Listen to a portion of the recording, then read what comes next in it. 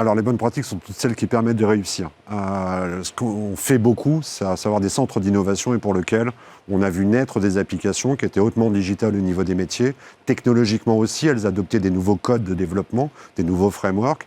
Celles-ci, entre guillemets, sont nées dans le cloud, elles vont vivre dans le cloud et perdureront comme ça.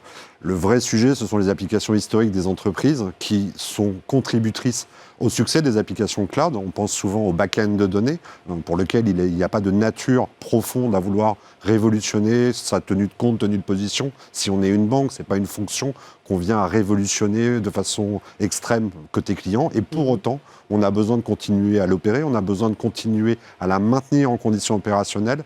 Et on doit aussi commencer par elle. Ce qui se passe souvent, c'est qu'on fait une analyse des choses et on répartit dans les pots les choses qu'on va retirer, qu'on sait qu'à un moment donné, la technologie pour laquelle a été fondé le logiciel n'a plus de sens. On sait qu'il y a une fin de vie. Donc celles-ci vont se retirer de l'équation. D'autres vont voir leur mutation vers des systèmes SaaS. On a beaucoup parlé de IaaS, de PaaS dans les formats technologiques ou dans les formats de portefeuille de services. Le SaaS, c'est l'expression à l'extrême du cloud, et certaines applications historiques viennent finalement à se redévelopper, à se reconsommer en mode SaaS. C'est vrai pour les fonctions. Tout ce qui va être RH, tout ce qui va être services généraux, tout ce qui va être de la comptabilité. La messagerie aussi. La messagerie, c'est des applications que vous trouvez dans toutes les entreprises, quels que soient les corps de métier. C'est pour ça que celles-ci apparaissent de façon prédominante.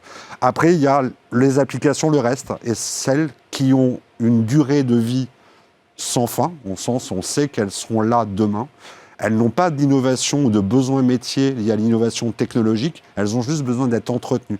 À partir de là, on voit bien que le cloud public n'est pas forcément leur réponse. Elles ont besoin de se mettre as a service et pour autant, elles vont être dans un cloud de type privé. Et on voit que c'est la conjugaison de toutes ces offres-là, du retrait de l'application jusqu'au SaaS en passant par du cloud public ou du cloud privé, qui devient le bon chemin.